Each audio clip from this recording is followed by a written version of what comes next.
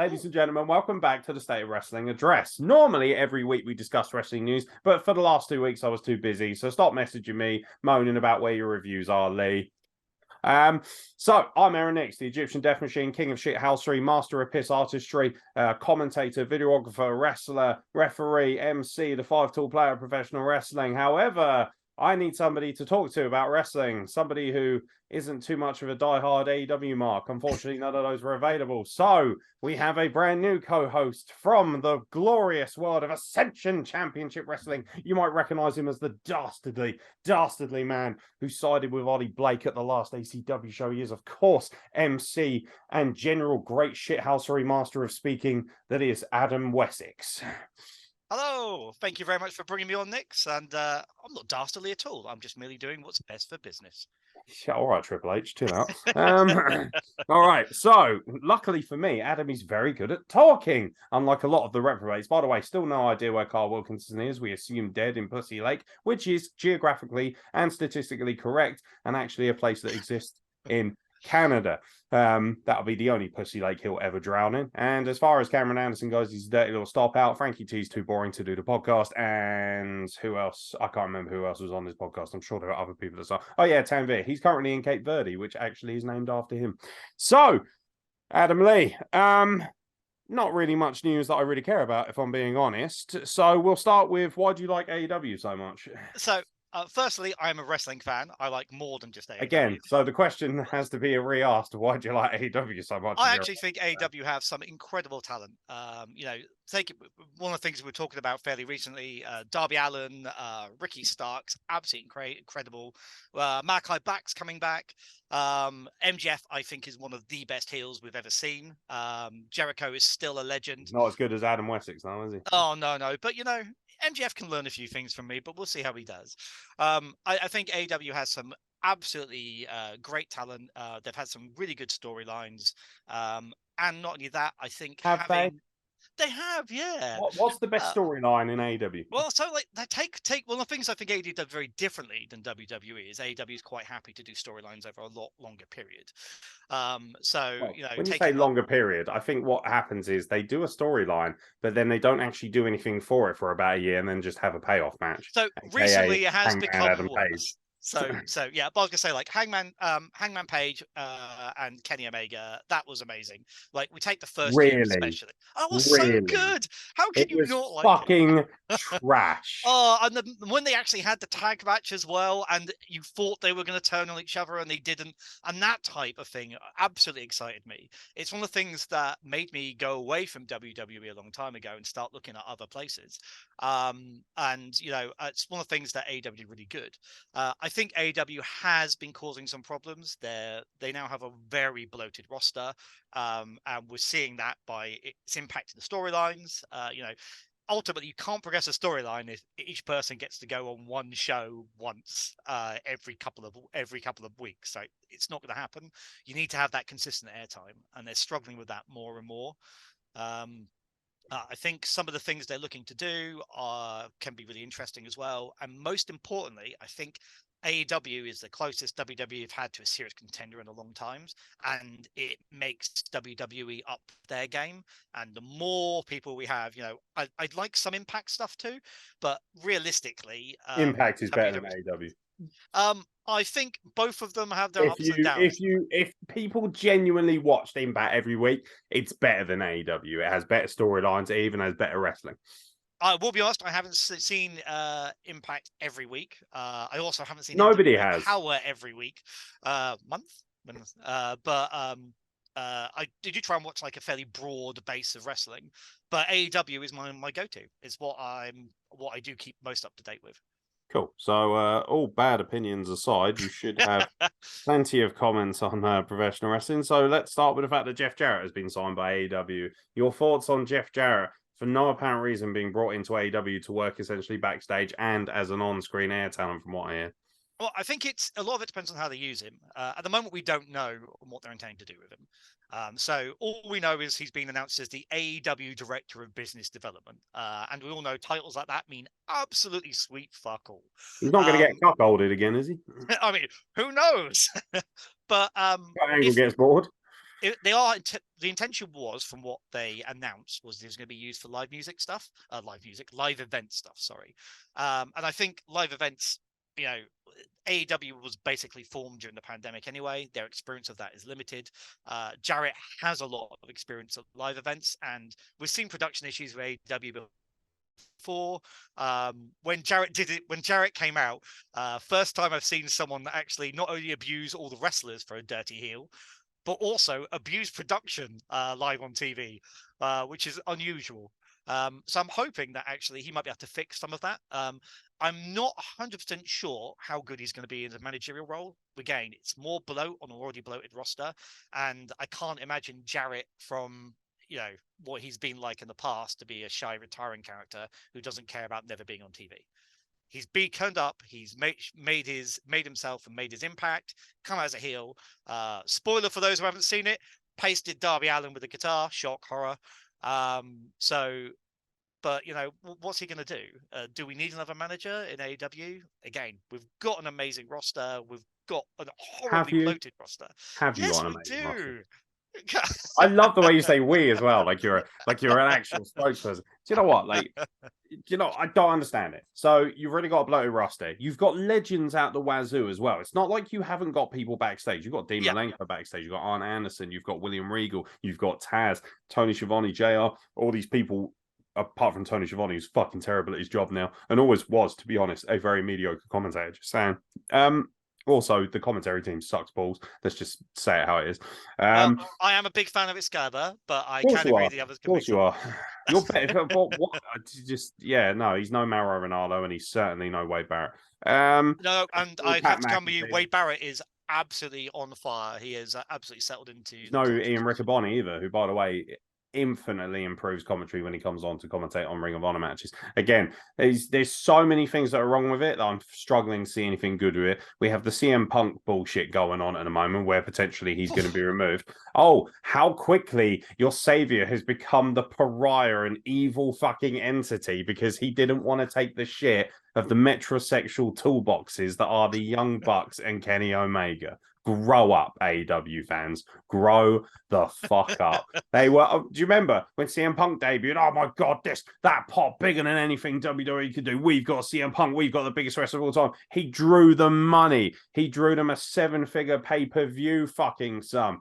He elevated all the talent he was in the ring with. But of course, because he's upset Kenny and the Young Bucks, who need their pussies pampered all the time, now all of a sudden we don't like him.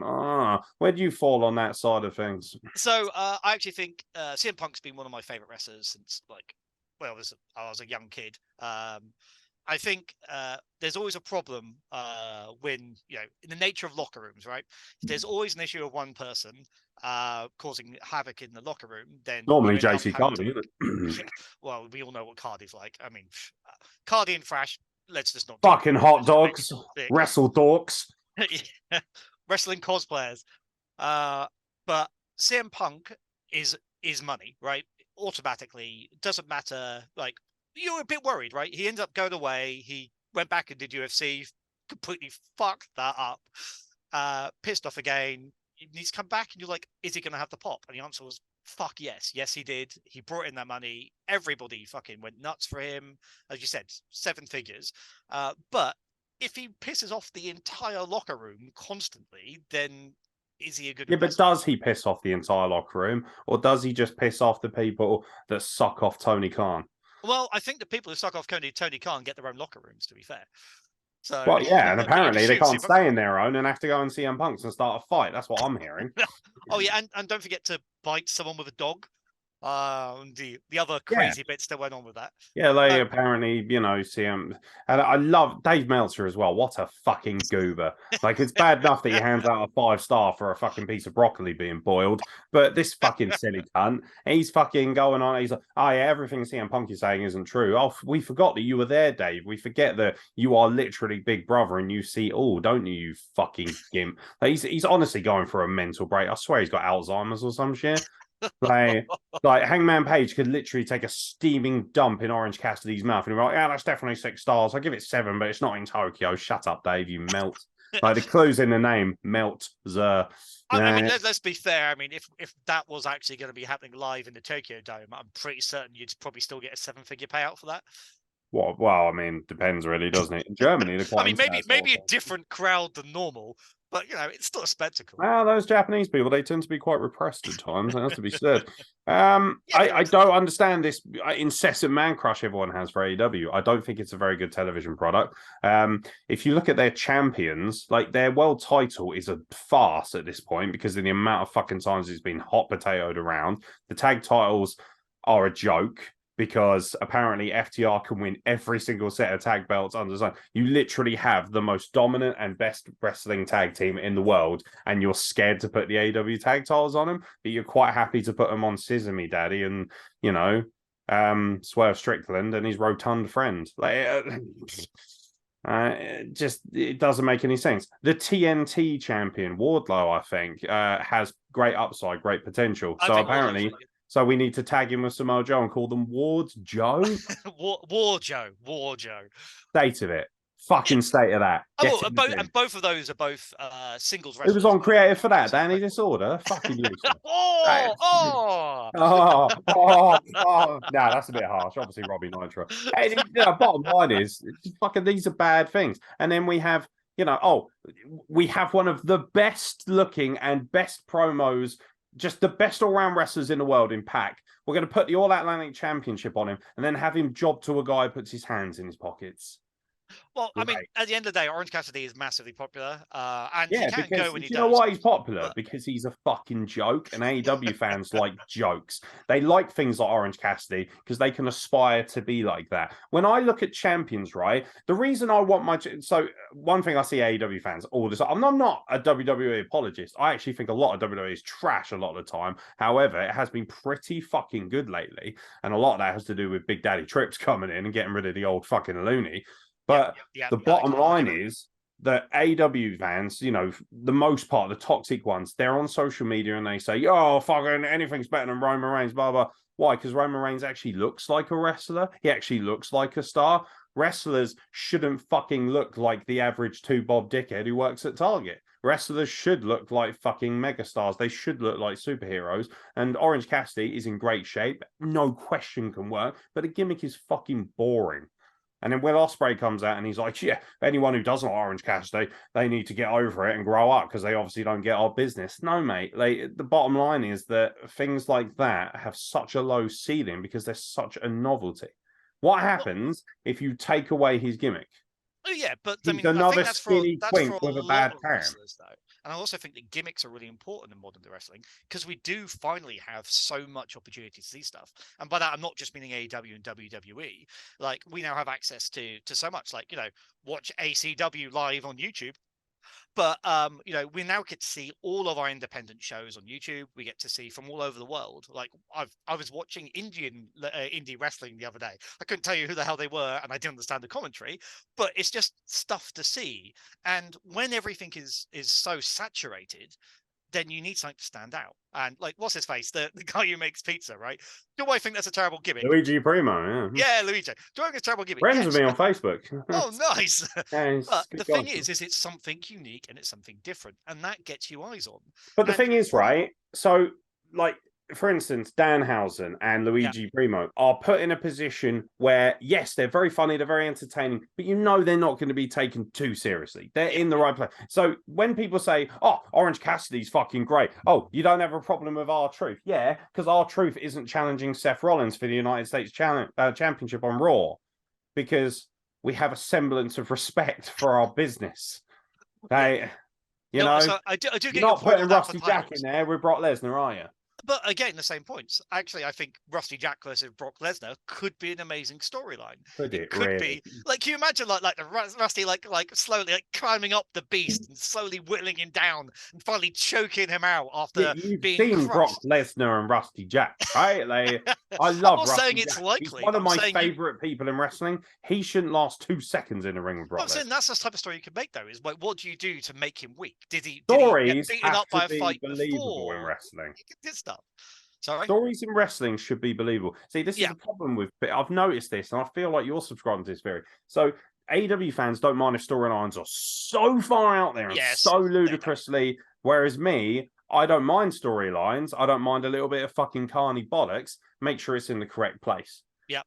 You know. So, but I think that's why it's good that we have AEW and we have WWE, and I would have said we had real Ring of wrestling Honor, fans but can now watch WWE, and all the play little merchants and little fucking can go and watch AEW. But again, point, you're talking about wrestlers who look the part, wrestlers who act the part, like fucking Jon Moxley, man. Exactly. Like, he looks absolutely astounding. Like, absolutely, still every move he does looks authority, and I think he is a great champion.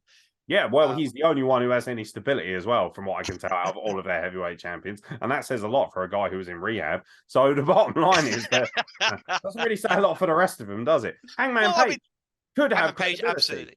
Yeah. Whingy little fucking tosspot, from what I can tell. Little tart. Just cries all the fucking time. I have to say, I think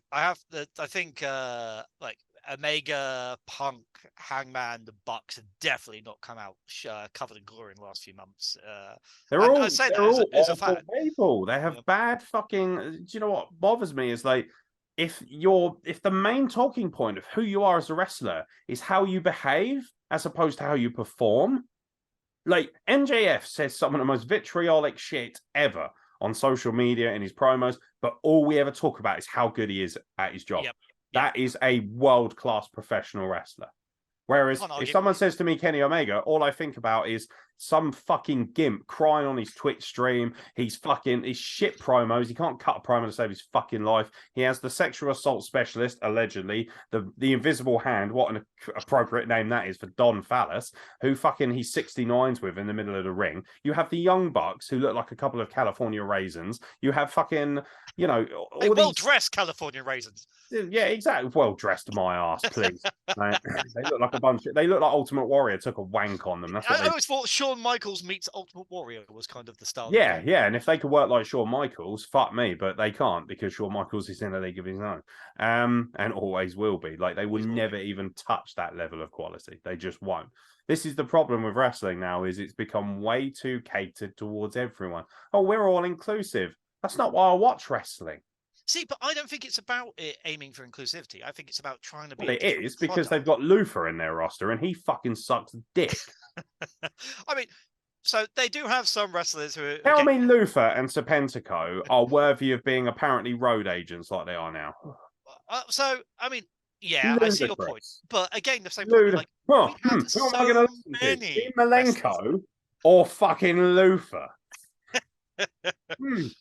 Probably one of the greatest technical wrestlers to ever live, one of the greatest minds in wrestling, or man who looks like Giant Egg. Hey, he's a man with red contact lenses who looks like a giant egg. Wow.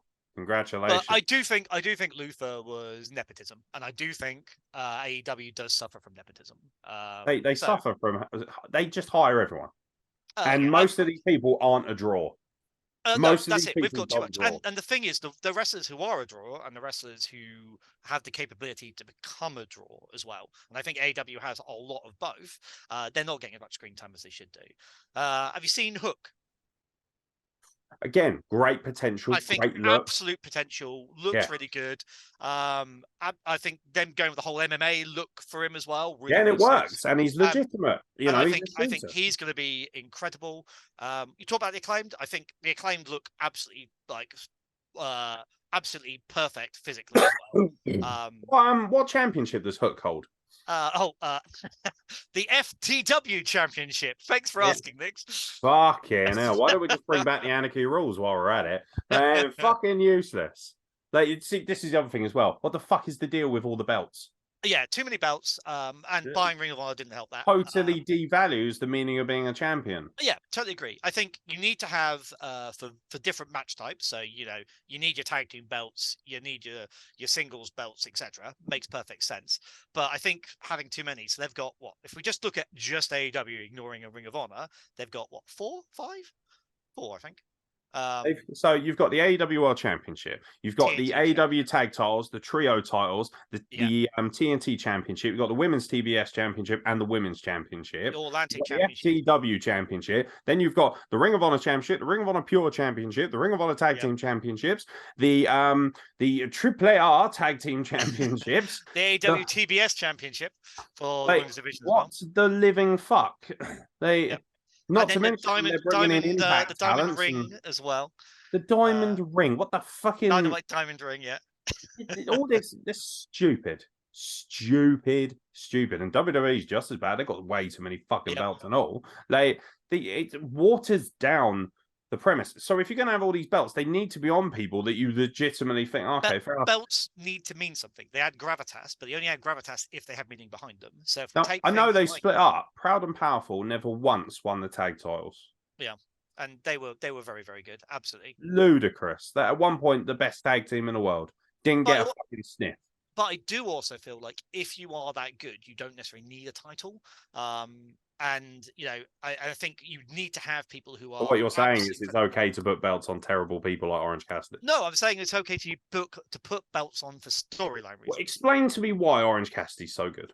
I think Orange Cassidy is not incredibly good. I think he's good, but I think the main thing he is fucking over. And that is why they put a belt on him. He's different. He's funny, and he is explosive. What's when he goes. funny about that, though? I mean, that's the thing. I did see him actually make Pac break character, and that alone justifies his amusement. Like, I've never seen Pac break character before. Not like Sami Zayn made the Bloodline break character. I can bet. Oh no, that I have to say, Sami Zayn, one of my favorite wrestlers. Absolutely loved him. Sami Zayn is what happens when you have Orange Cassidy with legitimate talent. That's what he is. Like, but we hardly Orange Cassidy is a pale, miserable imitation of what Sami Zayn is. But they're very different styles, though, and I think this is the difference between. Yeah, Sami Zayn can actually put a match together and tell a story, whereas this gimp just flips around and fucking puts his hand. I don't know. I remember him being picked up and rocked to sleep by a man with a giant smiley face and a yellow mask. Yeah, you're not helping your argument. Again, I think the difference is about changing the product to aim at a different group of people. Like, at the end of the day, if you try and aim for the same people who are watching... Yeah, but you're not, are you? That's the thing. Surely the idea of AEW is this is a product that everyone can enjoy because WWE has painted itself into such a niche corner. That's the perception we're getting. I feel like the only reason people are desperate to love AEW, like, it's that thing. It's almost like an abusive ex. They're so desperate to love it because of how shittily WWE has treated them for so long. And when WWE does good stuff, like it has done for quite a while lately, and War Games is coming up and looking fucking stacked, and Crown Jewel was great, and SummerSlam was great, and they have stars out the wazoo now, and you've got Bray Wyatt doing good things and all these different things. People are like, yeah, but I still want to watch AEW because Vince was nasty to me, and apparently Vince does nasty things backstage. Yeah, Tony Khan, he's like, do you know why people like Tony Khan? Because he's harmless. Because he's a gimp. He's a weasel. He's a pathetic little sausage jockey. Is what. From my point of view, Tony Khan doesn't really come into it. They seem to have finally stopped using him on really bad promos. Yeah, but he's also still in charge of the company, and apparently he's in charge of booking, along with QT Marshall, a man who looks like an onion with a haircut. Have you seen his documentary? It's pretty good. God, no. But again, AEW has gimmicks and it has good wrestling. But it does lean more heavily. Let me know when they actually show me some of that, because I'd love to see it. Well, we go back. Moxley has amazing matches. Does he have amazing matches? He does. Does he? Yeah. Does he though? Like Moxley. So Moxley is. Do you know what Moxley is to me? He's one of those guys not good enough to be WWE champion anymore, so he can go to AEW and be a world champion. So no, I disagree. I think he's actually been. You think Moxley is as good as Seth Rollins, do you? I do, yeah. Yeah, I think they're very different. But cool. yeah, We've established you're a moron then. I think they're very different wrestlers, and Seth Rollins is one of my favorites. That's the argument people use, though. They're not different wrestlers, are they? If you're a great wrestler, you can wrestle any style and you can wrestle anyone. And Seth Rollins can go in there and have a match with a broom. For instance, I can name you 10 guys who I think are better wrestlers than Jon Moxley and AEW alone, who should be world champion ahead of him. MJF being one of them for starters. I think MJF is going to get a title at some point, but there, he doesn't need it though. The impact that he has is so much without needing a title. to people like us who work in the business, maybe not so much. But if you're just an out and out mark or you're a kid, you don't care who needs a belt, who doesn't. It's about who is perceived as best. If I watch your TV product and I perceive them, for instance, who is in charge of the fucking Avengers? Who leads the Avengers? What, Captain America? Like, does he need to be in charge of the Avengers? No, but it makes sense that he is. Like, and it's the same premise with wrestling. Like, MJF doesn't need to be champion, but for how long does he go without being the belt? It does legitimize your stardom. It does legitimize your place at the top of the card. You think about all the greatest wrestlers of all time: Stone Cold Steve Austin, Undertaker, Ric Flair, Dusty Rhodes. They were all world champions. And I think MJF is going to be, and I feel like the current storyline is probably building towards that. But I don't think that he's someone you need to put a belt on to legitimize. Like, MJF is incredible no matter what you see him do. And he can be, and the problem is I think when he gets a title is when he's probably maybe going to do this babyface turn. We'll see.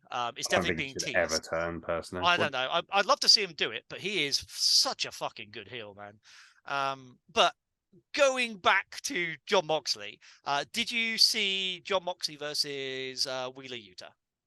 Yes. Again, so absolutely incredible match. Here's a problem with AEW, though, right? Yeah. So great match. Who gives a shit about Wheeler Yuta?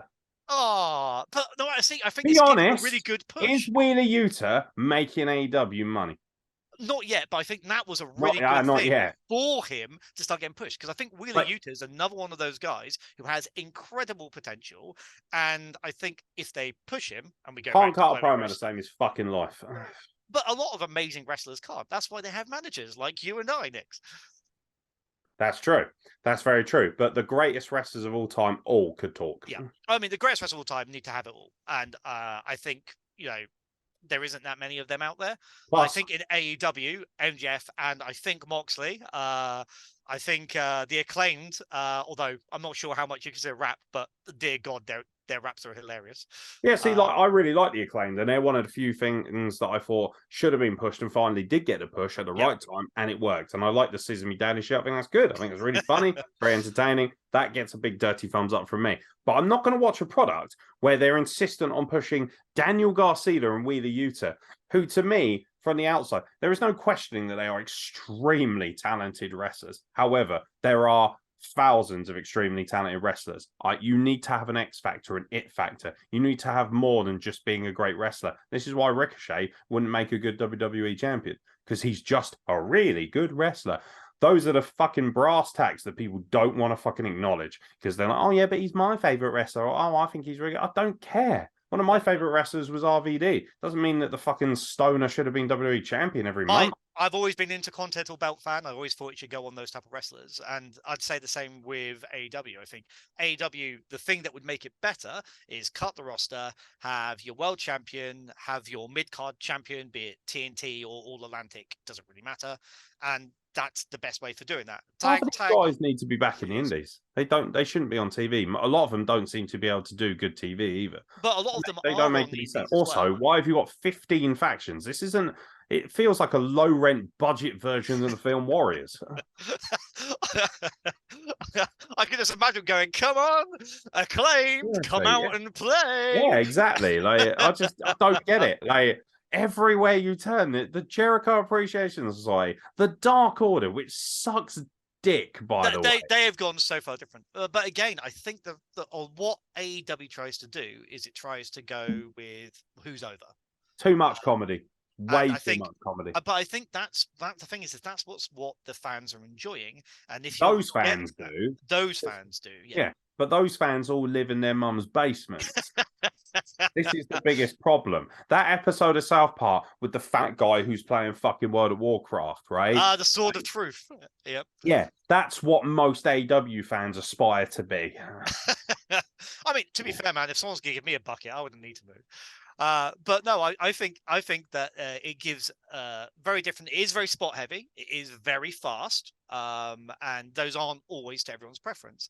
But I think AEW still put on some absolutely amazing matches. I think they have some amazing talent. They do have their problems, but I think, let's be fair, every promotion does. And I will say, like, you know, WWE is making massive steps forward, mostly by hiring everybody they fucking fired, who's amazing. But It's all the work, mate. It's all the work.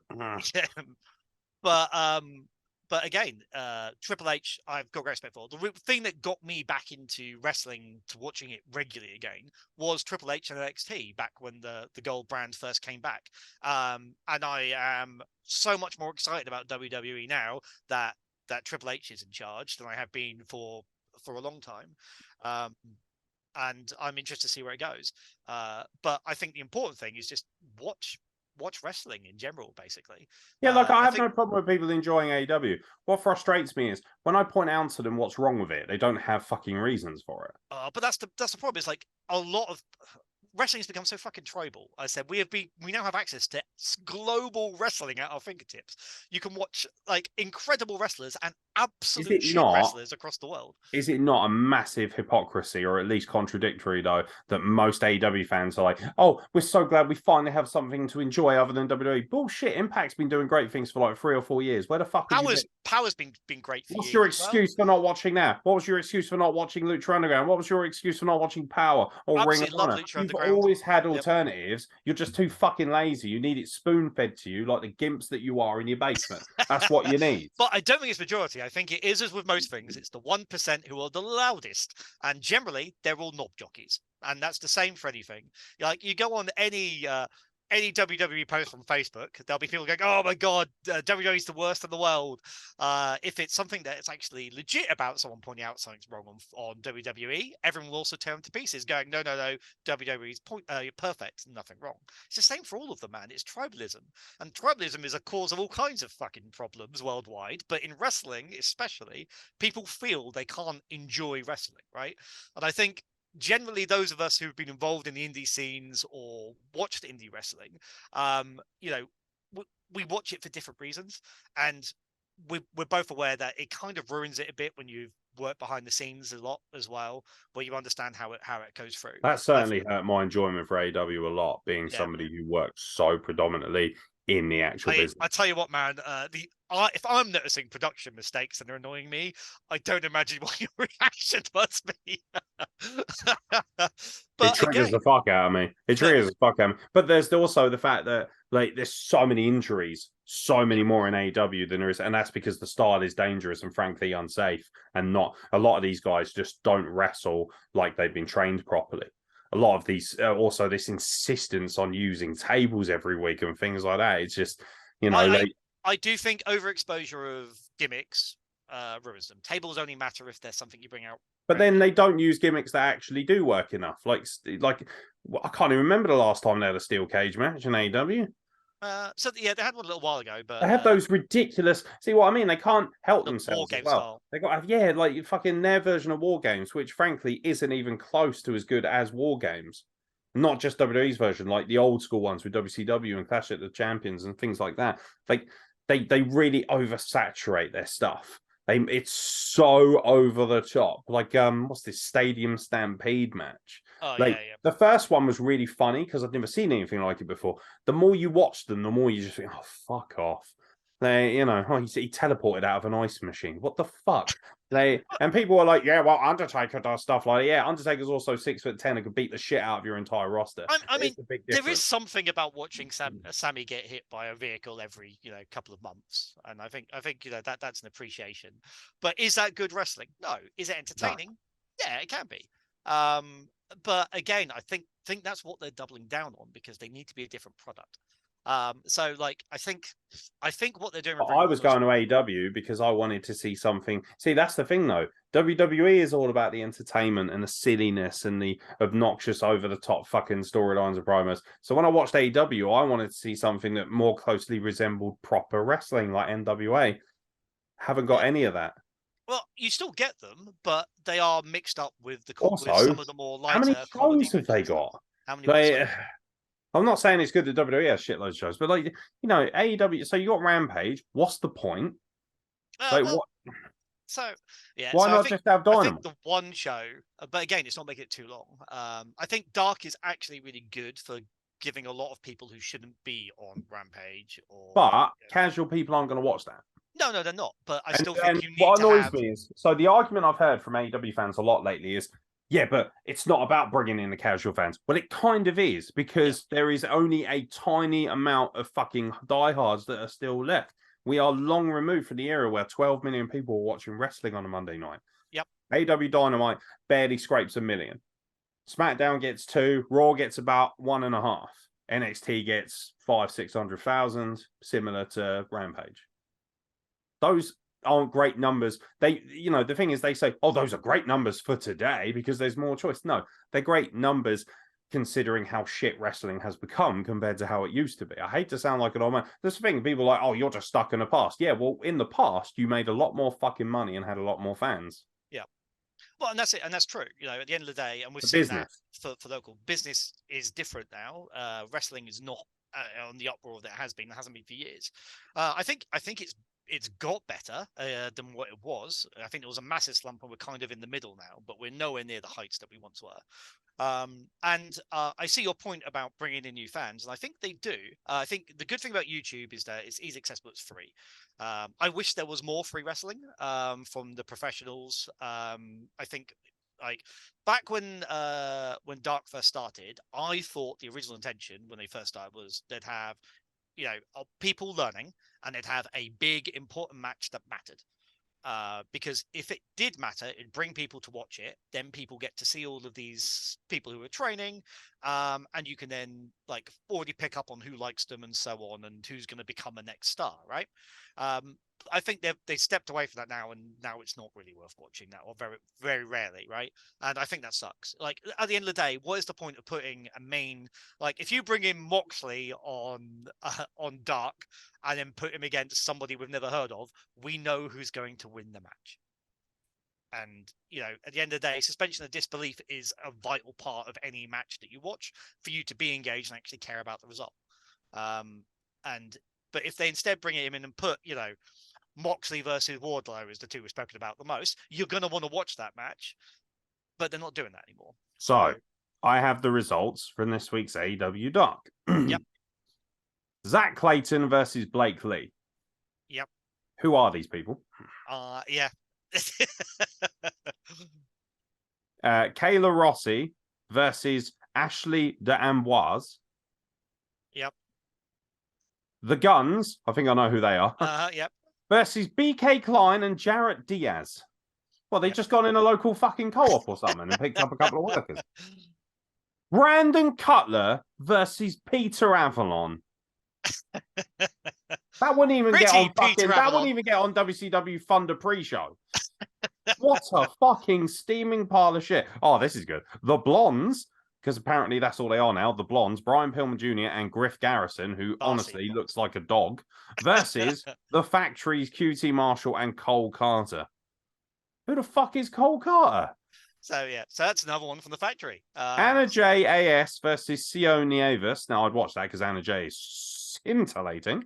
Kip Sabian versus Marcus Cross. Yep. Who the fuck is Marcus Cross? Is that Karrion Kross's less successful cousin? He's his cousin. Athena versus Diamante. Oh, how the mighty have fallen. So do you remember seeing the guy who looks like he came out of an anime with the really big hair? No. Okay, I'll find you a picture. I don't like anime because, again, I'm not a virgin. Marcus Cross is Powerhouse Hobbs was on AEW Dark this week. He wrestled Rico Gonzalez, a drug dealer, from what I can who see. won that match either. And fuck off. John Silver, Alex Reynolds, and Evil Uno defeated Troy Hollywood, Fulton, and Atavalu. Right. This actually looks quite good. Eddie Kingston and Ortiz versus AR Fox and Caleb Conley. I imagine that was quite good. And then we had Tony Storm and Hikaru Shida versus Mai Saruga and Emi Sakura. Yep. And then we had Claudio Castagnoli and Willie Yuta versus the Wingmen.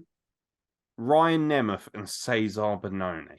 Yeah, again, we know who's going to win that People one. I actually think they're very entertaining. That was your main event. Yeah. See, I actually think they should have made Tony Storm and Hikaru. Storm and Shida versus Sakura and Saruga. Should have been the main event for that. But I mean, yeah. By the way, worst women's division in wrestling.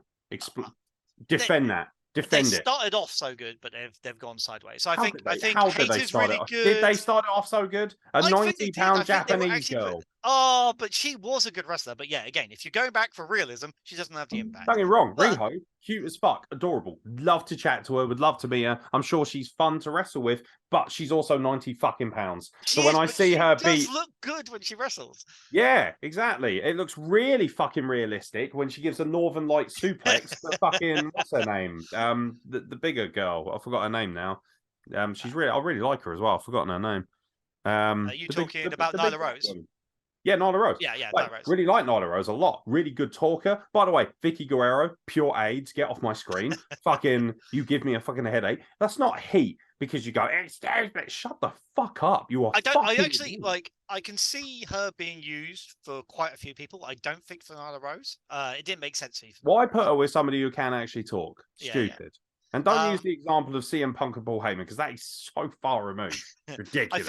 I think Hikaru Shida is absolutely incredible. I think Britt Baker is really, really good. Thunder Rosa is absolutely incredible. I really like Toni Storm. What, when she's not actually stiffing people out?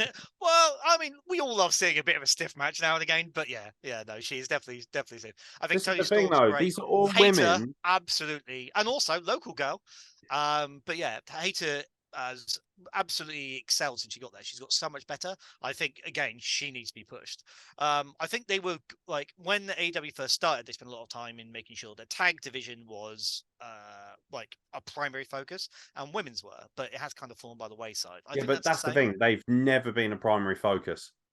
Look at him at their tag team division they've got so many tag teams and they're all a joke.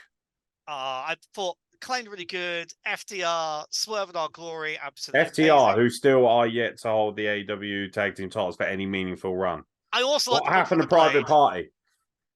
What happened to Private Party? What happened to Proud and Powerful? Where's the Lucha Brothers? What are they doing? Or they're the Trios Championship. They're the Trios now. Great. Why? Why do you need the Trios Championship? I think Pac, again, another one who I don't think should be in the Trios. Pac is so good on his own. And if you can understand him, he also runs amazing promos. He doesn't need anyone else. And again, I think that's the nature of the bloat, though. I think so many of the problems with AEW at the moment are entirely summarized by the bloat.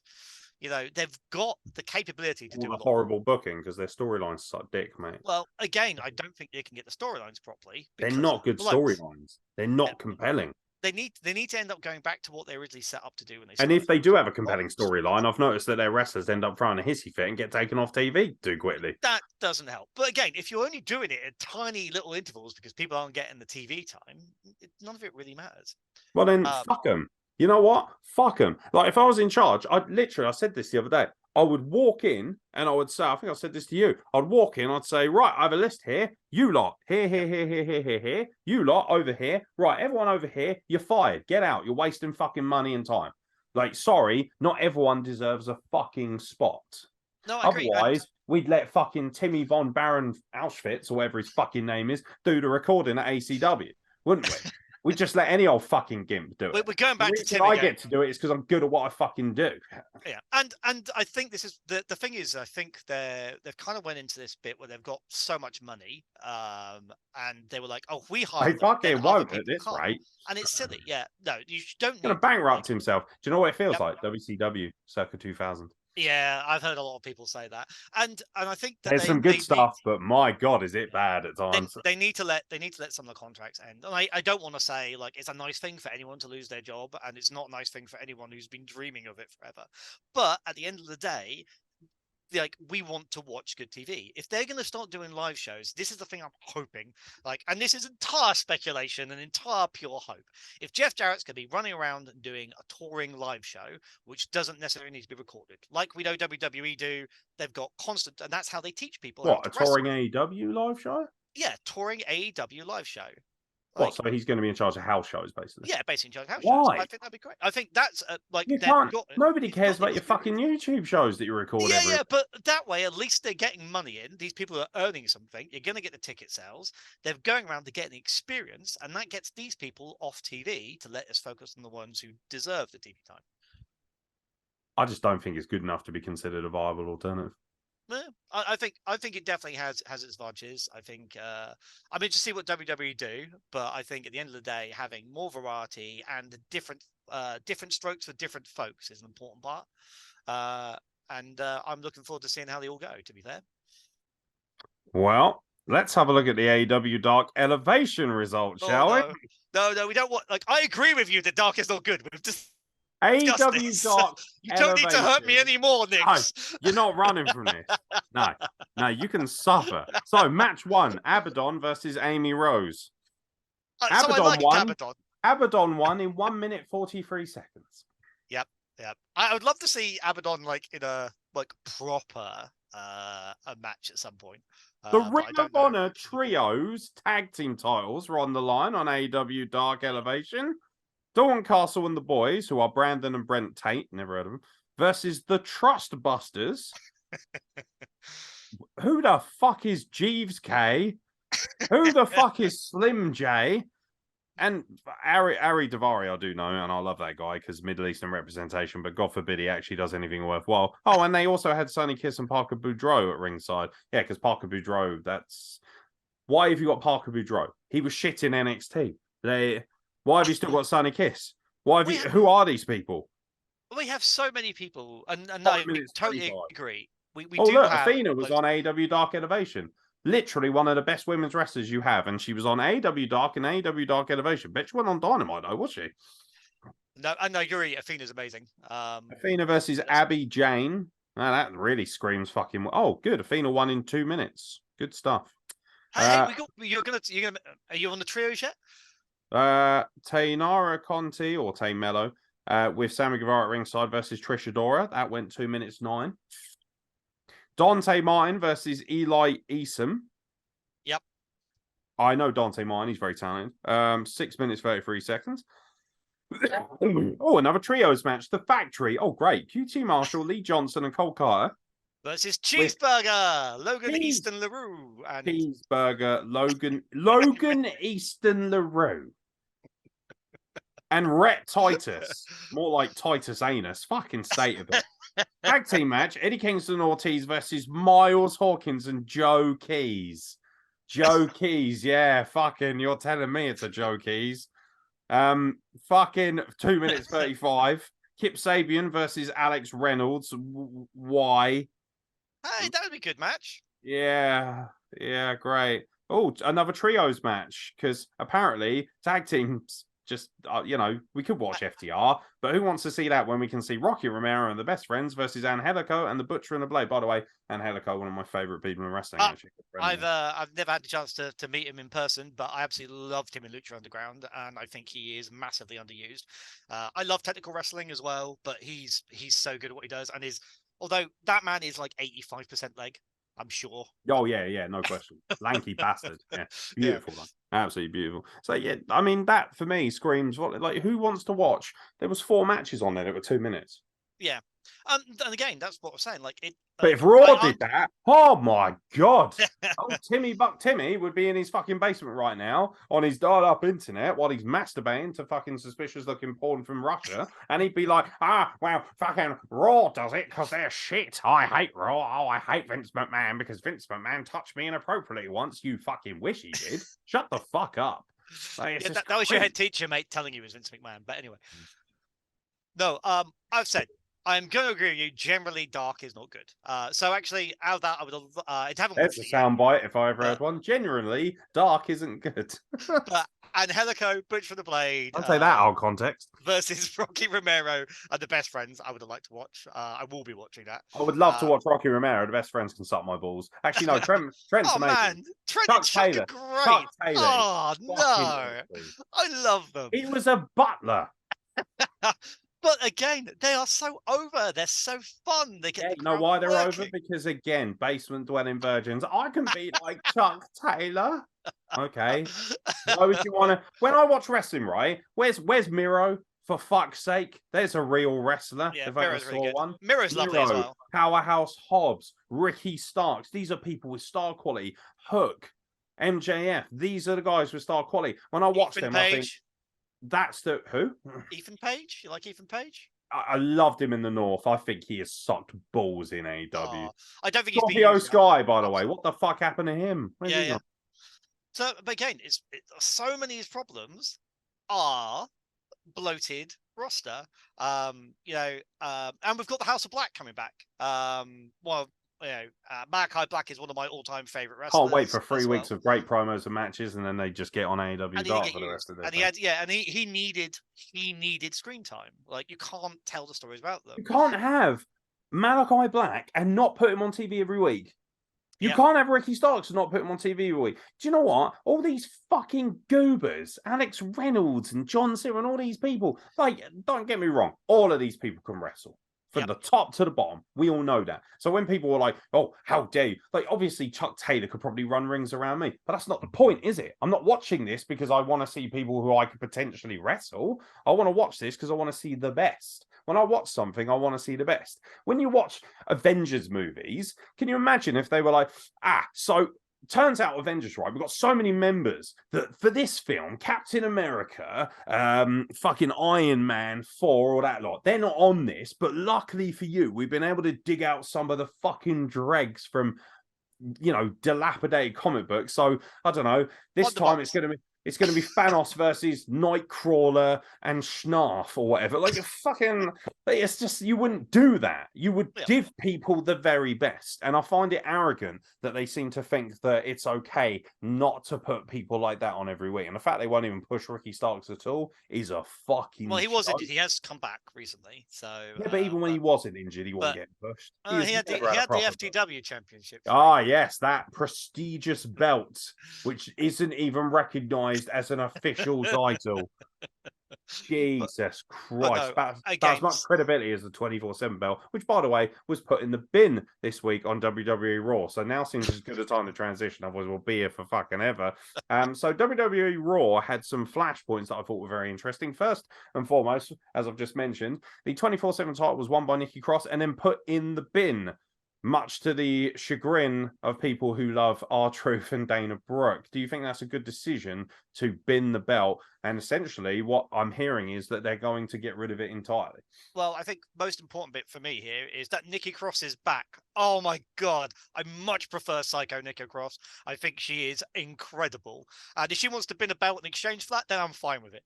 I think the big thing with Triple H taking back over is him showing that he can clear some of it off. Like, as we talked about earlier, there are some people who are like, I will not watch WWE anymore because Vince McMahon pissed on my cornflakes. And clearing out some belts, I think they had too many belts anyway. I think it's a good thing. I think more belts should go, and then maybe you bring one, clear them all out, bring one back. Gives you opportunity.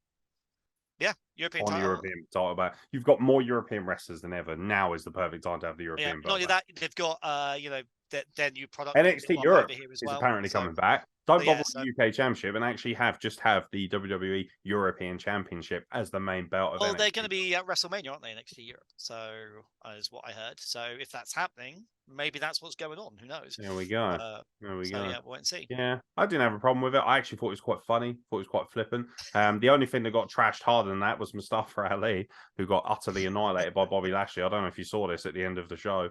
So, open challenge, Seth Rollins. This was one hell of an... I'll tell you what, I almost thought Vince McMahon and Tony Khan had collaborated to book this main event of Raw. So Seth Rollins has an open challenge for the United States Championship. He says, who will it be? On the screen, Mustafa Ali appears and he says, I'm going to accept the challenge. He then gets jerked off screen and is replaced by a rather large black man called Bobby Lashley. He then tries to attempt to attack Bobby Lashley again, who yeets him over the fucking lockers into the background and he's never seen again. Surely R.I.P. Mustafa Ali at this point. Bobby Lashley then comes down, beats the everlasting shit out of Seth Rollins.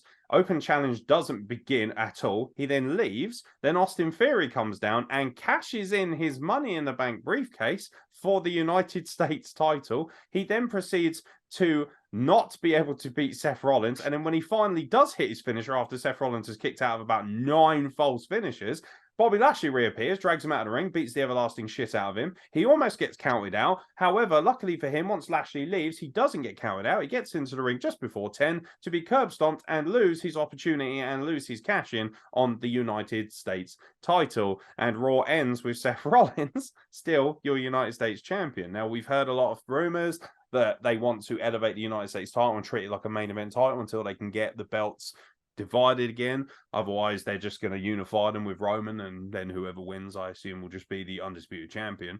Again, clearing the belts and hopefully making... Is this a direct fucking message to Vince McMahon from Triple H? Yo, fuck you and fuck Austin Theory. Well, I mean, plus side, I guess that makes Austin Theory in the history books, because there's been only half a dozen people who have failed their Only cash in? 4, I believe. 4. Baron Corbin, John Cena, and I believe CM Punk.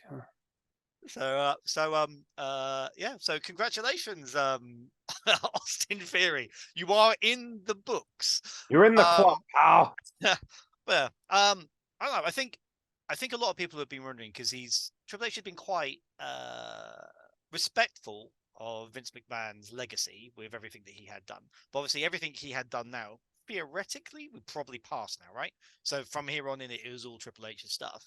But again, let's be fair, WWE do spend time listening to comments. They do actually watch what people are talking about. They don't necessarily act on it, but they're aware. So yeah, I wouldn't be surprised. I think maybe making it a bit of a shock and shaking the crowd up is a good thing. Is Austin Theory dead in a war? I think this is going to absolutely hurt him. It depends on what they do with it. He did beat Shelton Benjamin earlier in the night. Wow, yeah. It hasn't been seen for about a year. Yeah, it's a shame. I think Austin Theory is really good as well. I do like Austin Theory. Has all the tools to be a megastar. Yeah, exactly that. And what they do with it is, I guess, where the next steps go. So if they just go from this and then don't talk about it and let it leave, then yeah, I think it's going to absolutely, all it'll do is just take away from him. If instead something comes out of it, something interesting, they might actually have an opportunity. Fair enough. You seem very upbeat about this. I'm very upbeat about everything. You should know that from me now. I am a Well, you didn't seem that upbeat at the end of the last ACW show. If anything, you seem to be enraged. I could not be more excited to have one of the greatest wrestlers in the UK going to be our new champion. I mean, I haven't been in training for a while, but I appreciate your confidence. You're always welcome to come wrestle for me, Nix. I just need you to find someone just as good with you with a video camera. Just not being rude, but at this point, I feel like I could absolutely be a bodyguard or a commentator and absolutely smash it. So, you know what? I know my fucking worth and I know my ability, and I absolutely would love the opportunity to prove it to somebody. Just as I did this weekend, by the way, at Coliseum, which was a wonderful show. I highly recommend people. I did see you looking very dapper. Thank you very much. Not quite as good looking as you, sir. I've ordered a full suit because I want to look proper good. So, by the way, that will be available before December the 3rd, just saying. If someone should need somebody to hold a microphone and do a job properly, and obviously being that I am a dastardly piece of shit like yourself now, welcome to the club, I feel like I would be the perfect successor to your role, sir. Right, so I found a fantastic little thing here. Vince McMahon was apparently down for a WWE exploding death match. Over the years, WWE has had head-scratching of options for gimmick matches, but one of the most infamously ridiculous was the Punjabi prison match. The match came to an end once one wrestler escaped the 2 layers of bamboo surrounding the ring. Not at all I remember that. Racially insensitive. By any means. At the time, someone involved heavily in formulating the idea of the match was MLW founder Court Bauer, who was then working for the WWE as a writer. He revealed that he originally came up with a different match for the feud between The Undertaker and Great Khali, which led to, of course, the debut of the Punjabi prison. I'd wanted to do a death match, exploding death match in WWE. They were trying different things at this time. This was a time when they said, let's try to relaunch ECW. Let's try different stuff. I showed Vince an Onita exploding death match from Japan, and he said, yeah, let's do it. From there, they said, get with Kevin Dunn and his team. Let's get to work on it, Bauer said. I wasn't the lead writer. I was just one of the writers in the room. Vince liked an idea, and now it's on someone else's plate. We'll circle back, and that's the lead writer's job to communicate with Kevin Dunn. About 12 to 14 days out, we finally see the first photos of this thing being built, and it's like, oh, that's not an exploding death match. What would have been better, Punjabi Prison or Undertaker and Great Khali inside an exploding death match? Well, I mean, let's be fair. All the exploding barbed wire death matches we've seen in the last 5 That's years another thing. Don't even get me fucking started on that bloody god awful thing. have been shit. Defend that. Defend that. Do you remember? Do you know what, right? I remember I watched it live, okay? And that was a point where I was like, I'm going to try with AEW. Every sort of 4 or 5 months, my brain goes, do you know what? I'm a forgiving man. So I'm going to go back and watch AEW. And I watched that pay-per-view and it was long. There was some good stuff. There was some bad stuff. And the main event came and the match was, frankly, very average, very subpar, not what I'd expect. It's almost like John Moxley was just fulfilling deathmatch fantasies. Kenny Omega looked so out of his depth in a match like that. It didn't suit. And then the end comes, and here comes Eddie Kingston to save his friend John Moxley. We're going to die. And he covers his body. And for a fleeting moment, I thought, this is actually really beautiful storytelling. Yeah. The match hasn't been great, but I'm thinking this is going to be beautiful. Fun. Like the massive explosion. Exactly. Look out, Mr. President. Ring's going to explode and implode, and they're going to be laying there in this rubble of mess, and I'm going to be like, do you know what? Little tear in my eye, Eddie Kingston. What a fucking man! And then we get and a fucking fart and 4 sparklers. Fuck you, Tony Khan. You're a gimp. If you have not read it, I heartily recommend reading Mox's autobiography, and he talks about it, and it is fucking hilarious. His conversation about it, which was basically what we were just saying. Like, it was gonna be beautiful. Like, you know, my mate throwing himself, putting his body on the line. It was gonna be the moment. And then Goldberg's entrance. Oh. So yeah, set fire to his face a few times. Bring him out. Exploding death match in WWE, yay or nay? I would say nay. I think as much as the racial insensitivity of it, or otherwise, Punjabi Prison actually is better because you can't fuck it up as much. I would like. Exploding barbed wire matches aren't really a thing now. We like these big networks. They can't put them on properly anyway because you can't be safe with them and make them look good. So it's never going to appear on any major TV. It's going to be stuck to indies where indie people put their bodies on the line in the most ridiculous ways. If you can't do one properly, don't fucking do it. Like, they need to be spectacle. They need to be horrible. You know, go watch Nick Foley do it. But back in the day, that was some proper exploding death matches. That's some extreme shit. Not the shit that we see now. Yeah, meanwhile, breaking bamboo, you can't really mess it up too much. Stick with that. Good name. Personally, they had one opportunity to do it, and they didn't opt for it. They opted for a different gimmick, and it was when they went for the Inferno match with Undertaker and Kane. I think it might have suited there if they isolated it well enough. I will say, if they do a good exploding barbed wire death match, then that will give all the WWE fans versus AEW fans a hell of a lot to battle. A lot of ammunition, isn't it? That's a loaded rifle, that is. You're right, it is a loaded rifle. So the opportunity for making it a spectacle to prove they can do it better, like, that might be taken. But I still think they should leave it alone, leave it to the professionals blowing themselves up in Japan. I'd like the Inferno match to come back. I like Inferno matches. Yeah. I think gimmick matches are good fun. Like, you know, Battlegrounds is always, well, used to be entertaining, and I'm looking forward to it being brought back to be entertaining. You know, do weird gimmicks, do weird stuff, but make it only happen now and again so it's still special. So we have a segment on here where we go for a list, and I ask you for opinions based on the list. We're going to get to that in a moment. Before we do, Bandido has reportedly signed a contract with AEW. Good idea? No, because we've got too many people. Bandido's fucking great. But again, where's he going to do? Who's he going to work with? How do we fit him in? You know, he's a like. He could be brought back. So at the moment, Jericho's doing open challenges to any Ring of Honor champions. Bandido coming back for that as a one-off would be fucking awesome. But again, we don't need more people in the AEW roster at all. No. Especially not really good people, because there's no room for them. Yeah, especially a guy, no offense to Bandido, incredible athlete. But again, like, what does he bring to the table that Ray Phoenix can't really do? Yeah, I mean, at the end of the day, he's a great wrestler, but he's not going to be coming up and doing. He's an incredible high-flying luchador, but we already have 2 world-class ones there. And to be fair, Pac luchador as good as anyone else can as well. Yeah, again, it's that thing of like, once that's the other thing that really I struggle with AEW is, it's great to see high end, high octane, athletic wrestling, but not for the whole show. Yeah, big stuff. I don't need to see 4 matches where everyone's doing crazy moonsaults and suicide dives and risks injury. I just don't need it. Suicider. Sit up here, Marrow. Fucking fuck off, Excalibur. I'm a better I commentator. still want my Excalibur shirt. I'm wearing my Ladybeard shirt instead. Wrong wrestler to choose. Me and you are better commentators, mate, just now.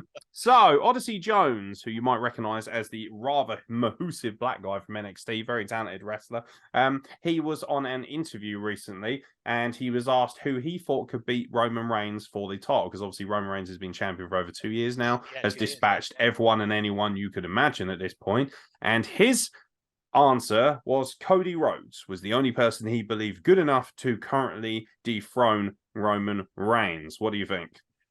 I mean, I think, like, dear God, the seeing him fight with that torn pec against Seth and got him a lot of credit with the WWE fans. I think it would have some interesting impact with the whole AEW tie, and the bits between them, but I don't know.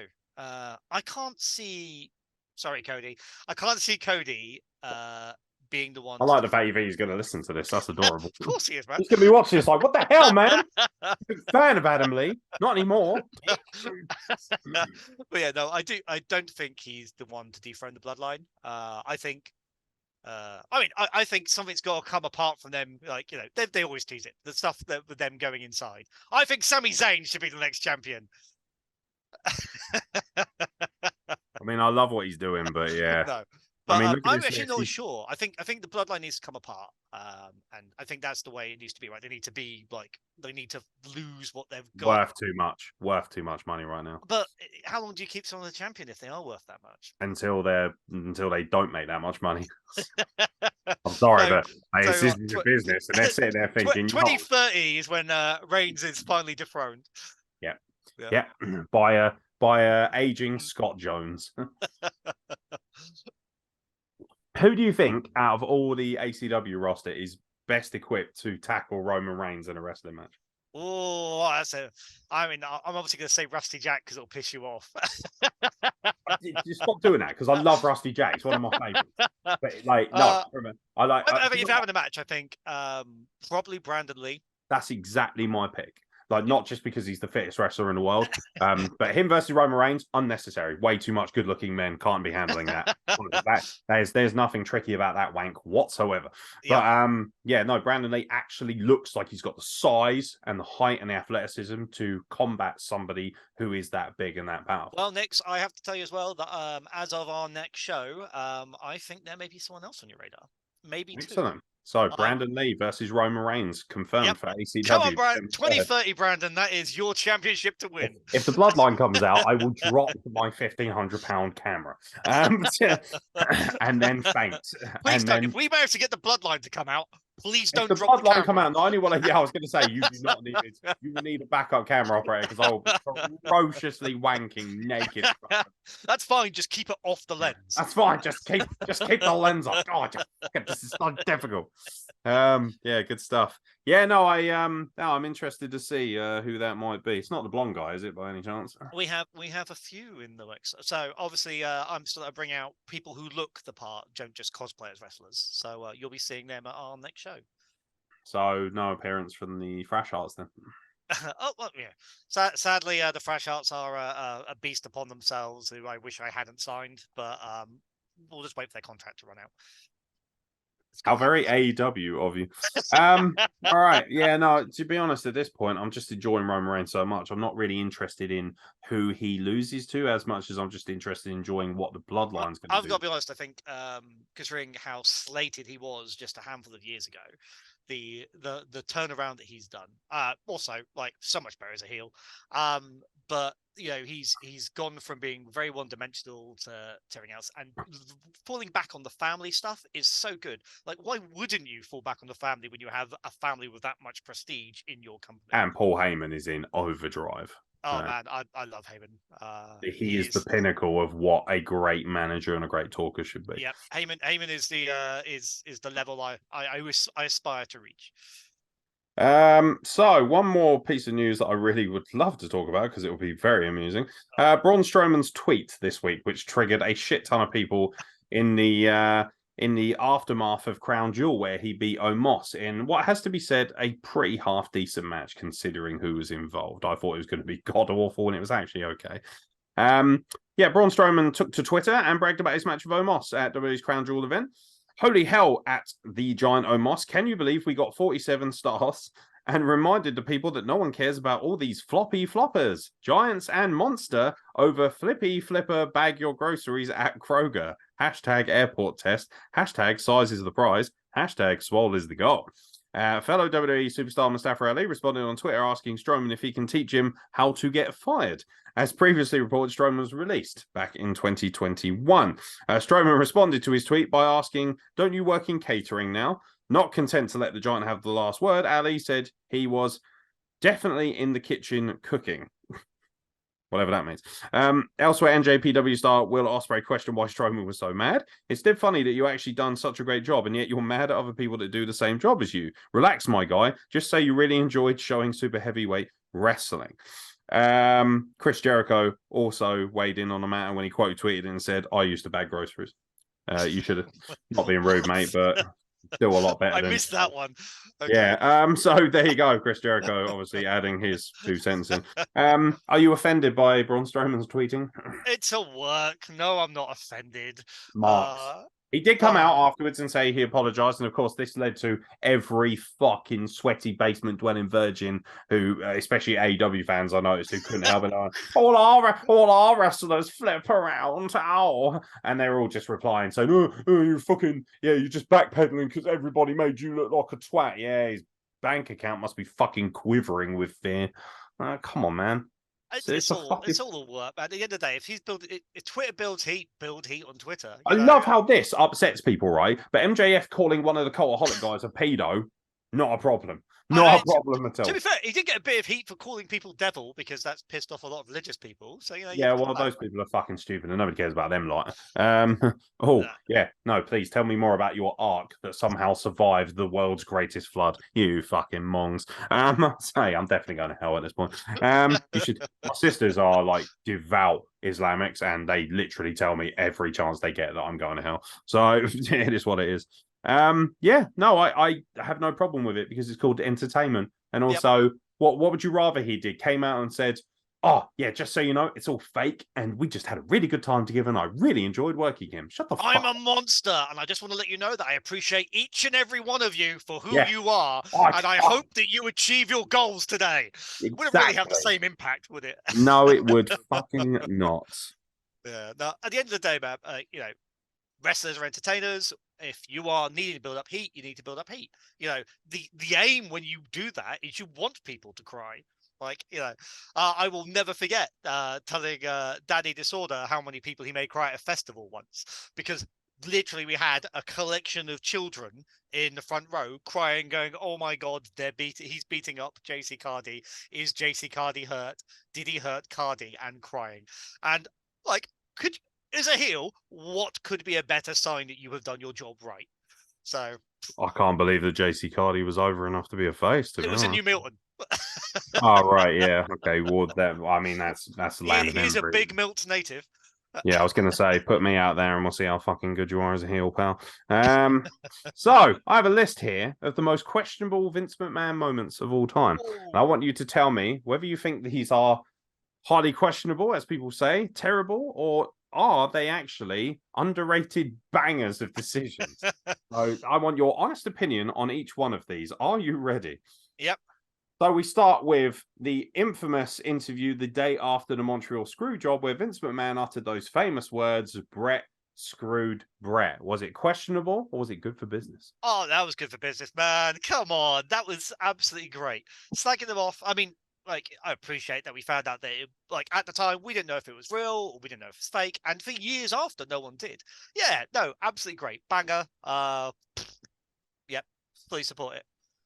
So After or leading up to WrestleMania 17, Vince McMahon embroiled himself in a narrative arc where he and his wife Linda were splitting up, and he began a relationship with Trish Stratus. Oh no! I know what you're about to ask us. In a bid to humiliate Stratus and prove that he could do anything he wanted, McMahon had Stratus walk around on all fours and bark like a dog in the middle of the ring before demanding that she strip down on live television. It was a humiliating event for Stratus, especially considering how she is widely regarded as one of the best women's wrestlers of all time. She did actually say, however, that she actually thought it was amazing. And Vince pitched the angle to me. So we're going to have this angle where you are barking like a dog and get really humiliated and basically hit rock bottom. And I was like, amazing, Stratus said. So I want to also clarify as well, which is probably not going to come up on this, which is she recently was saying that she was proud that she didn't do what Sable did and painted her boobs and took her clothes off. But this is possibly worse, right? I don't like this one. This is one of those ones that when you watch back, I'm like, yeah, no, this has not aged well. And Trish is fucking badass. Yeah. No, she may have liked it, but I did not. I was like, what? So I was 16, 17 at the time. 16. And so I didn't get it either. Because at that point I was woefully undersexed and woefully underexperienced, which is thankfully no longer the case, although it certainly feels like it's going backwards. But the bottom line is that Mia Cortez called me. No, I'm joking. So bottom line is it just didn't sit well with me then because I didn't get it, and now I just think, oh god, it's just grotesque and over the top, and that's coming from me. So there is other better ways to show that you're the one in charge of that relationship than making someone get on all fours and butt like a put her in a fucking match with Jazz or something, have her beaten up or something. Don't make her. Yeah. I said, get on your all fours and bark like a dog.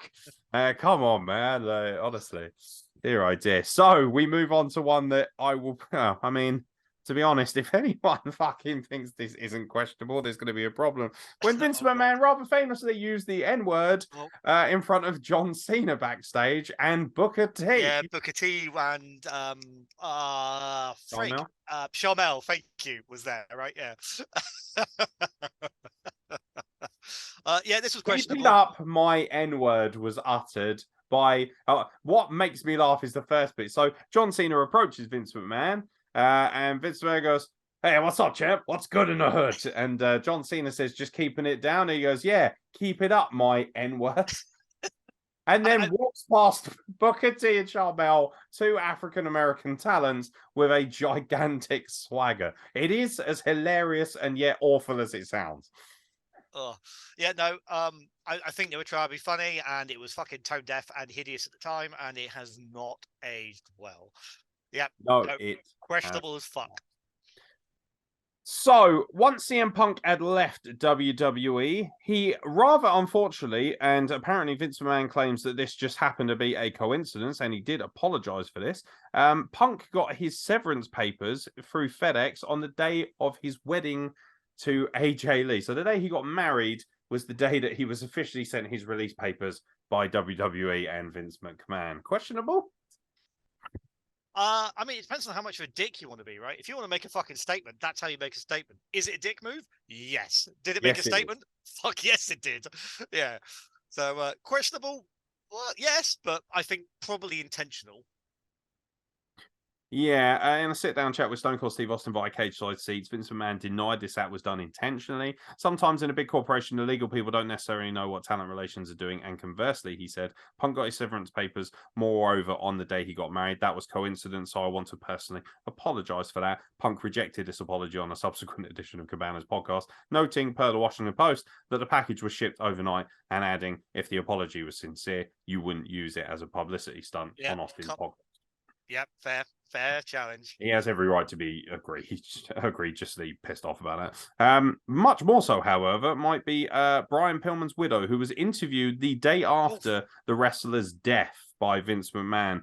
At the Bad Blood pay-per-view, Brian Pillman was meant to wrestle Dude Love. However, Pillman sadly passed away in his hotel room before the event from a suspected heart attack. The next night on Raw, the WWE decided to pay tribute to the wrestler. However, there was a segment that raised eyebrows. McMahon decided to interview Pillman's widow.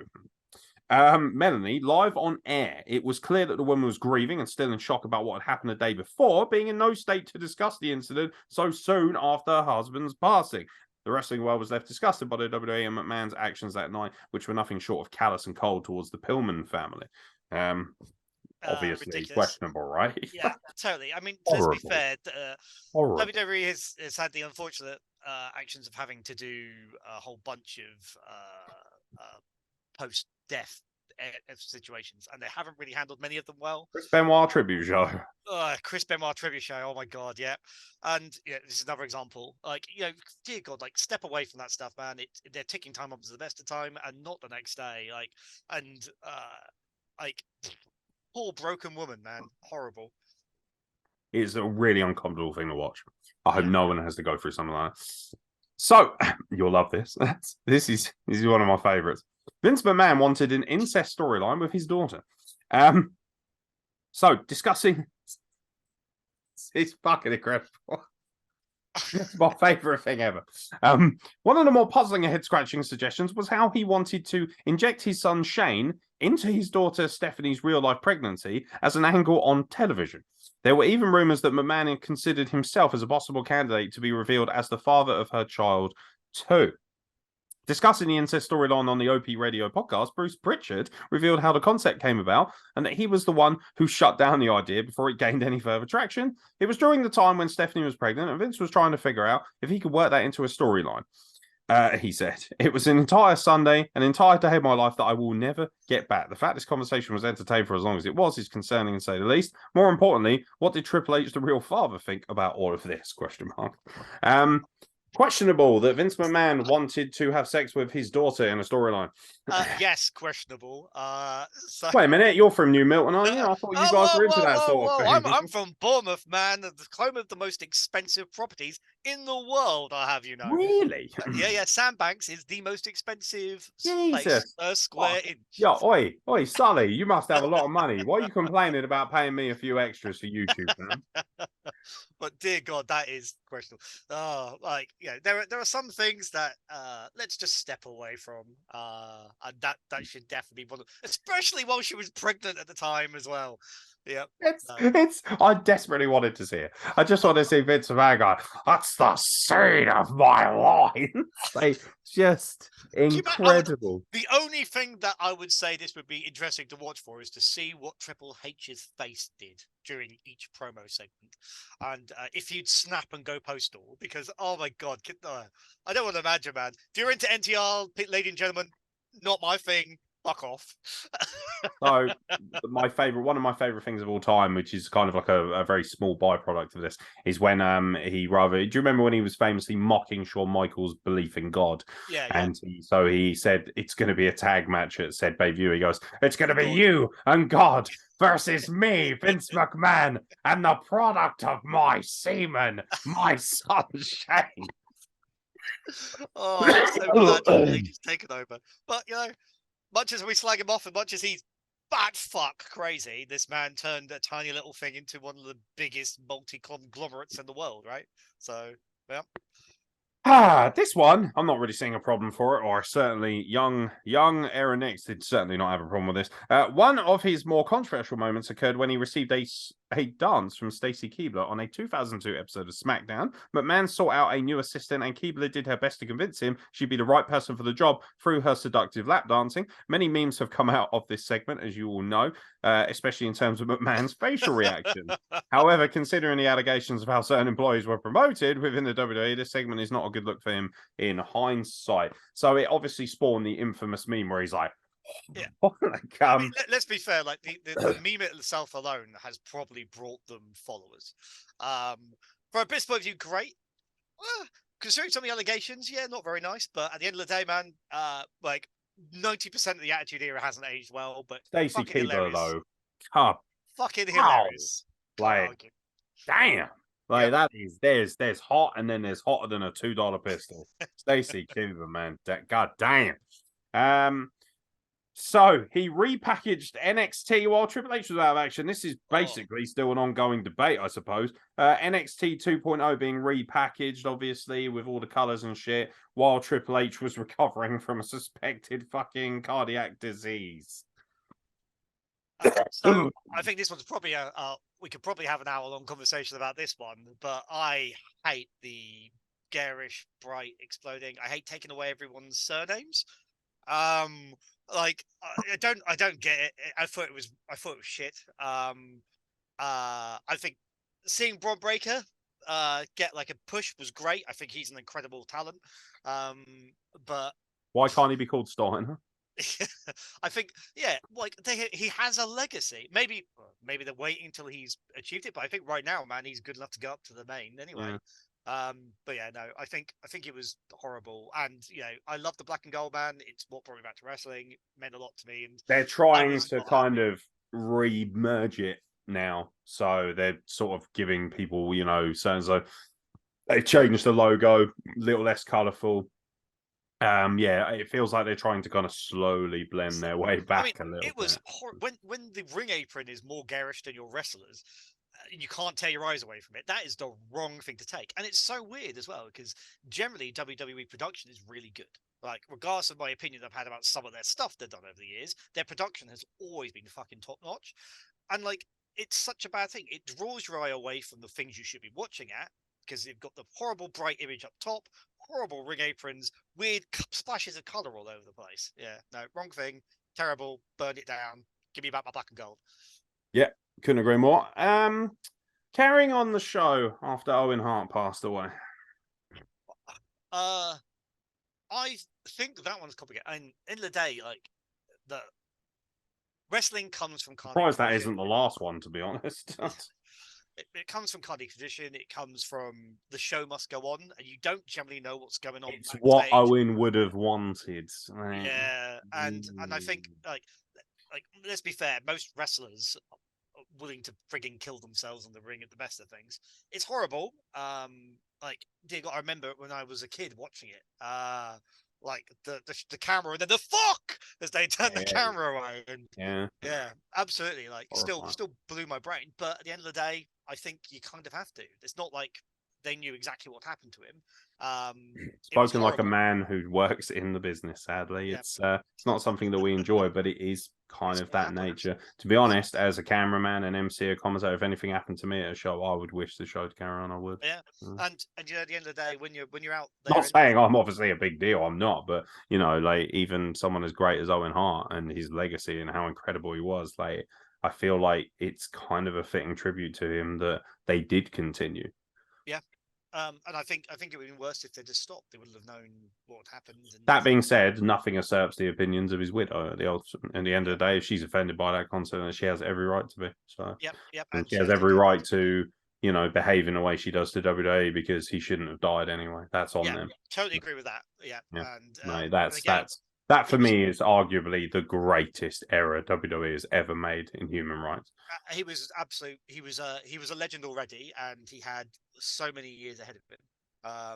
He had fucking everything going for him, man. And absolutely wasted.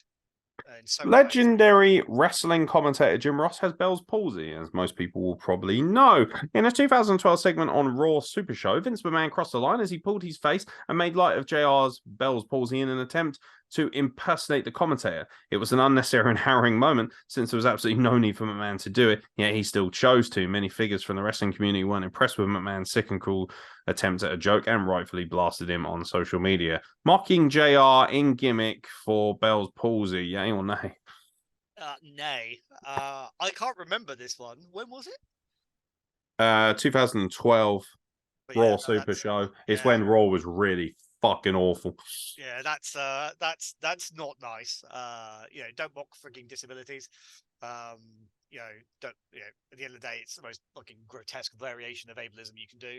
No, I'm against that. Like, mock him for, like, again, everyone knows how to abuse people when you're a wrestler. Yeah, don't slag them down and tell them you're shit. You just mock them for everything else about them. You need to still keep them at the level. Yeah, you won't get an argument from me, mate. During the pandemic, the WWE took the unpopular decision to release a plethora of talent, including the likes of Zack Ryder, Carl Anderson, Luke Gallows, and Rusev, to name but a few of many, especially considering they weren't in dire financial straits. That wasn't left. That left a bad taste in wrestling fans' mouths, as if, that wasn't bad enough. During the festive season, they laid off more. It seemed every few months they were laying off more and more people. And then Vince McMahon, during a segment with the superstar Theory, before he went back to being Austin Theory, because nothing says superstar like Theory, on Raw, he gloated about how it warmed him up to fire people over the holiday season. Basically using it as an opportunity to basically kind of make it a storyline and have fun with it. I think at that point, it was probably the only thing they could do to actually kind of generate something from it. And Vince McMahon is always happy to take the heat. Was it a bit out of touch? Yeah, but like at least they got something out of it. I think it was done intentionally. And if I was an arsehole GM, I'd probably consider doing something similar myself. So yeah. Yeah, and the final one on this list, when he made himself WWF champion. I think that sounds like a great idea. What's your name, Robbie Nitro? No, I think like it's happened, but again, does it matter? And I don't think, if I remember that storyline very well, I don't think it really matters to the storyline. But in general, yeah, take it on. I think Stone Cold versus Vince McMahon, for example, was absolutely incredible. And getting stuff like that where you can build them up, and sometimes authority figures, even if they're not wrestlers, can be just as interesting protagonists as a wrestler can be. And sometimes you just go for the cheap heat, and putting a title on a non-wrestler is cheap heat. Yeah. Absolutely. As a quick side note, before we go for any other business, the NJPW World Television Title Tournament will culminate at Wrestle Kingdom 17 between Ren Narita and Britain's own Zack Sabre Jr. Good choice. I love Zack Sabre Jr., but I think NJPW is the right place for him. So actually, this conversation I've had a fair amount. I love ridiculously over-the-top, pretentious technical wrestling, but the public in the UK and Europe does not. But over in Japan they do. They'll get rounds of applause. I think it'll be great. I will definitely be watching it. Yeah, no question. Yeah, no, I'm very pleased for him. I do wish him the best of success. Bit disappointing he hasn't won a major title yet in NJPW, but at the end of the day, him being in the final, this is good for business and good for British wrestling. And the other thing as well is they're very much over there. You work your way up, right? And him being on this stage is a massive thing. Yeah, no, I think it's gonna be great. Yeah, and he's been a tag team champion in Suzuki-gun as well, and he's obviously associated with Minara Suzuki, which is always going to be a good thing. Yeah. So, no, he's just doing great things. And by the way, his promos, have you seen any of them? They're recently utterly incredible. My favorite one was during the G1 climax when Boris Johnson was voted into office over here as the Prime Minister, and he goes on this 3.5 minute rampage about how he hates Boris Johnson, basically, instead of talking about his match. It's really funny. I'm looking that one up after this thing. It's incredible. I'll link it to you afterwards, and I might record your reaction to it because it's just fucking money. There's also one where he's chatting shit about Will Ospreay, saying he doesn't have the minerals to face him, and all. He basically uses it as an opportunity to just be a fucking shoot pillock. It's really funny, and I love it so much. He's genuinely one of the best straight shooters in the business. I love Zach. Great guy. Train just up the road from where I live now. So yeah, no, just a really cool person. Any other business? This is your opportunity to speak about whatever you want. Well, ladies and gentlemen, if you don't know already, I am Adam Wessex, the general manager of ACW Pro Wrestling, the eminent independent wrestling in the Southwest. We've got our next show on Saturday, the 3rd of December, and that's in Poole. Check us out on Facebook, ACW Pro Wrestling Bournemouth, or just Google ACW Pro Wrestling. You can also find us on YouTube, same moniker, and you can also find me on Facebook. I'm Adam Wessex. So, is that all we got for any other business? Normally, guys talk about whether they hate Marvel or not, or something like that. And I like Marvel. Social media. I'll see you bitches later. I prefer Marvel over DC. I appreciate that can get some people quite angry. Yeah, because I prefer DC because Marvel is for virgins. Again, like what a surprise! It's really funny, isn't it? Because I much prefer WWE to AEW, and some might argue that AEW is very much DC and WWE is Marvel. So You know, I think DC has some of the very best characters, but I think generally I the have to comics have are good less interesting. villains, and I don't So like I Marvel think villains. DC has They're great all villains. yeah, like the villains in Marvel, other than maybe Thanos, are so interchangeable and boring. For me, I just don't. They don't hit well with me. I don't find them very scary. I like Doctor Doom from the Fantastic Four; he's really Yeah, good. Doctor Doom's great. Yeah.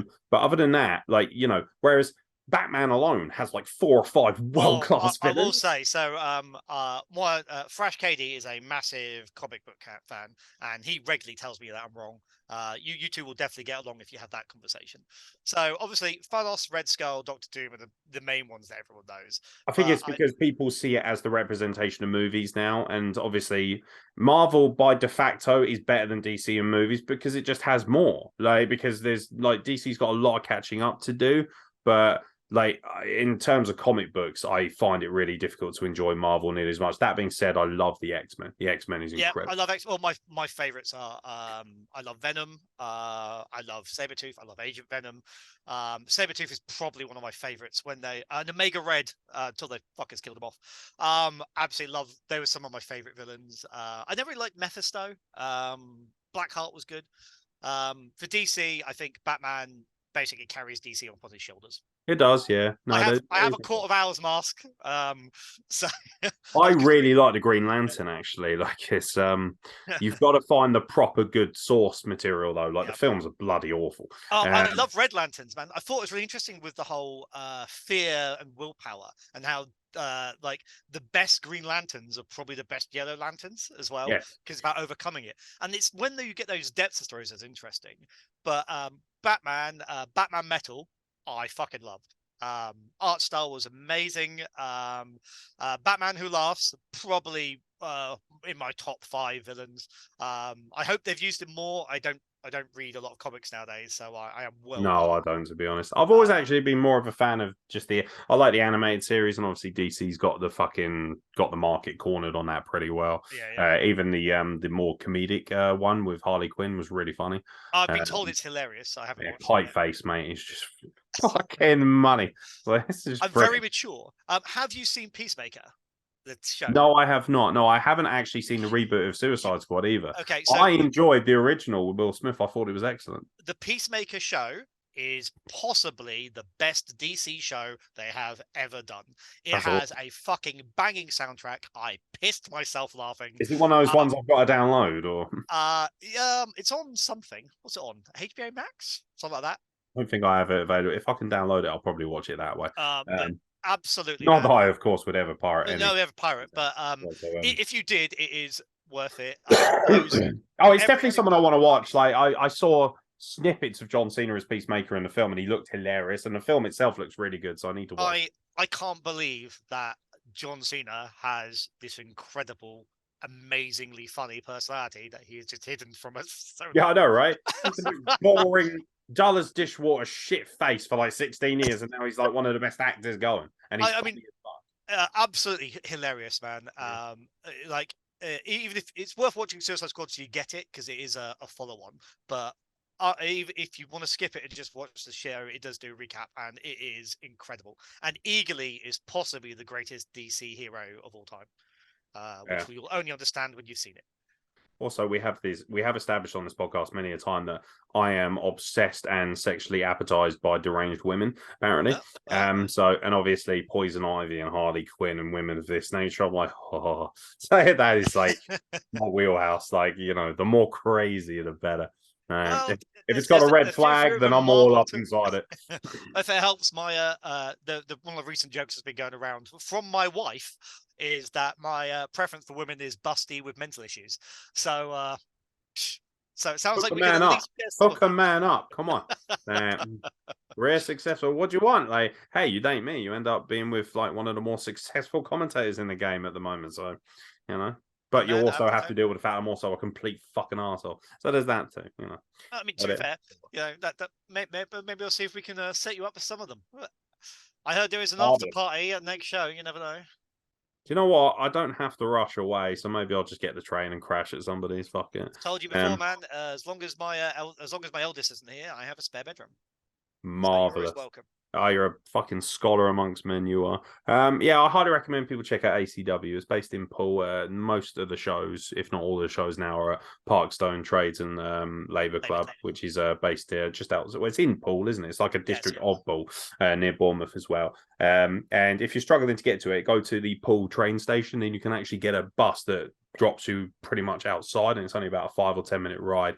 So if anyone's thinking, oh, I could make it, but I need to get a train, contact ACW, contact us. We'll make sure that we work out. But it's also really affordable. It's like £7.50 a ticket for a night of professional wrestling. You get to see some amazing talents, and you also get to see Robbie Nitro. So, it's if you haven't had the opportunity, swings and roundabouts, in it. Swings and roundabouts. I promise you that we have some of the sexiest wrestlers in the South Coast. Yeah, Brandon Lee, mate. Enough said. Brandon Lee is like fucking happy birthday, Brandon Lee, by the way. I believe it's his birthday. Oh, yep, happy birthday from the other day. Yeah, when we're recording this, a couple of days late for him, but yeah, happy birthday. Also, happy birthday to the Hammerlock original, Adam Mansfield, Muscles Mansfield, who will also be on the podcast for an interview this weekend. Should be happy birthday, dude. A lot of fun. And we also have the incredible main event that is Roger Sears. He'll be dropping his interview very soon on the Wrestle Plug as well. And the main event. Yeah, absolutely. Yeah, I expect him to be pushed to the fucking moon now. I don't know if you saw Savage just released their first show. Did they? Yep, just come out and excellent. I need someone to watch while I'm having a shit, so I'll check that out. It's half an hour, so you should be good. That's about it probably takes me about that long to squeeze one out these days, being old. So another talking point as to why you probably shouldn't date me, ladies and gentlemen. But protein if you do, ladies. Fiber is what I meant to say, not protein. Yeah, I'm sure he'll be giving you enough protein. Oh yeah, we like you on this podcast. You have to come on more regularly, definitely.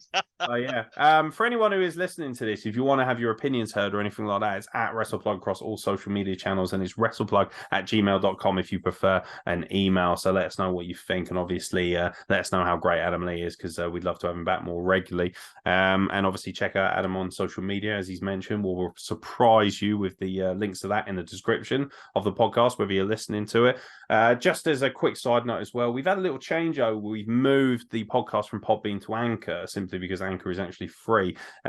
So there might be some technical difficulties. We hope not. If there are, please contact us and let us know so we can get working on them, because as you know, I'm very technically minded. But if you're thinking, I can't get to the back catalogue of episodes, maybe over, because I think Anchor will only hold 100 of the past episodes, but we will archive the rest on Podbean, so they are available basically like a museum of the old Wrestle Plug podcast, and all 600 plus are available on that link. It's podbean.wrestleplug.com, so we'll make sure that that's still available for anyone who does want to listen. So don't panic if you're thinking, shit, I can't listen to episode 500 and whatever. There will be plenty of time to do so, and because we're barreling towards December as well, we will very soon be releasing our polls for our end of year awards, which Adam Lee is more than welcome to join us on, Mr. Wessex. That'll be a good time as well. Up for anything. It's always fun to talk to you, Biggs, and the rest of your illustrious rogues gallery. Rogues gallery is that's putting it mildly. Cunt is what he means. But no, these are out of this. Adam Wessex, thank you very much for making your debut on the podcast. Hopefully we'll get an interview out of you soon as well, maybe alongside the magical Ollie Blake, because you know what? Business and money and proper wrestlers is more important than you cosplay gimps. So yes, I absolutely side with Adam Wessex and his much more superior intellect. Suck my balls, ACW. Thank you, Nick. You are definitely good for business. Yes, I am, ladies and gentlemen. So don't forget, check out ACW. Thank you very much to Adam Wessex for joining us on the State of Wrestling Address. I've been Aeron, and we'll catch you very soon for more content from the Wrestle Plug.